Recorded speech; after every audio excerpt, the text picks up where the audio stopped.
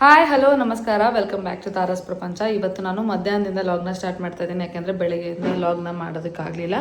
ಹಾಗಾಗಿ ಇವಾಗ ತಾನೇ ಸ್ನಾನ ಮುಗಿಸ್ಕೊಂಡು ಪೂಜೆ ಕೂಡ ಮಾಡಿದೆ.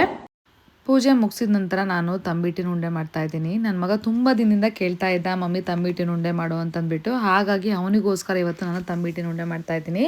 ಮೊದಲಿಗೆ ಒಂದು ಪ್ಯಾನ್ ಇಟ್ಕೊಂಡು ಅದಕ್ಕೆ ಕಡಲೆನ ಹಾಕಿ ಸ್ವಲ್ಪ ಫ್ರೈ ಮಾಡ್ಕೊತೀನಿ. ಎಲ್ಲದನ್ನು ಕೂಡ ಲೋ ಫ್ಲೇಮಲ್ಲಿ ನಾವು ಫ್ರೈ ಮಾಡ್ಕೋಬೇಕು.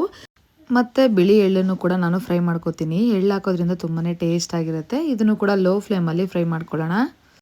ಶೇಂಗಾ ಕೂಡ ಲೋ ಫ್ಲೇಮಲ್ಲಿ ಫ್ರೈ ಮಾಡ್ಕೊಳ್ಳೋಣ.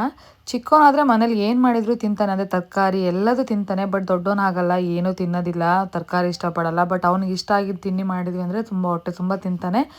ಹಾಗಾಗಿ ಅವನಿಗೋಸ್ಕರ ಮಾಡ್ತಾಯಿದ್ದೀನಿ.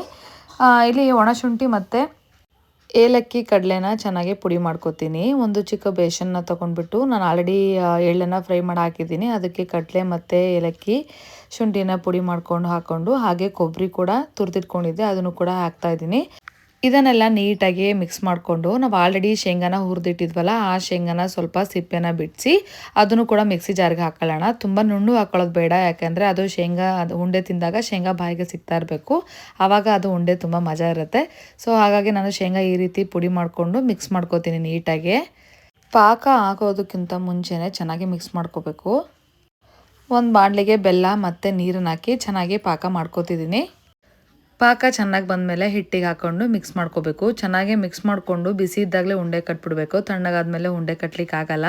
ಸೊ ಹಾಗಾಗಿ ನೀಟಾಗಿ ಈ ರೀತಿ ಮಿಕ್ಸ್ ಮಾಡ್ಕೊಳ್ಳೋಣ. ಮೊದಲಿಗೆ ತಂಬಿಟ್ಟಿನ ಉಂಡೆ ಮಾಡೋದ್ರಿಂದ ಇದರಲ್ಲಿ ಪ್ರೋಟೀನು, ಕ್ಯಾಲ್ಶಿಯಂ ಎಲ್ಲ ಸಿಗುತ್ತೆ. ಯಾಕಂದರೆ ಶೇಂಗಾ ಮತ್ತು ಎಳ್ಳು ಹಾಕ್ತೀವಿ ಆದ್ದರಿಂದ.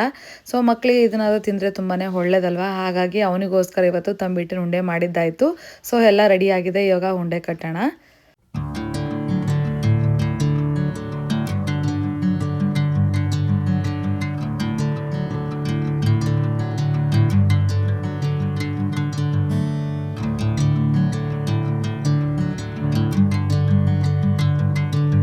ತಂಬಿಟ್ಟಿನ ಉಂಡೆ ರೆಡಿ ಆಯಿತು. ನಿಮಗೂ ಕೂಡ ಇಷ್ಟ ಆದರೆ ಲೈಕ್ ಮಾಡಿ, ಕಮೆಂಟ್ ಮಾಡಿ, ಶೇರ್ ಮಾಡಿ, ಹಾಗೆ ಸಬ್ಸ್ಕ್ರೈಬ್ ಮಾಡೋದು ಮಾತ್ರ ಮರಿಬೇಡಿ.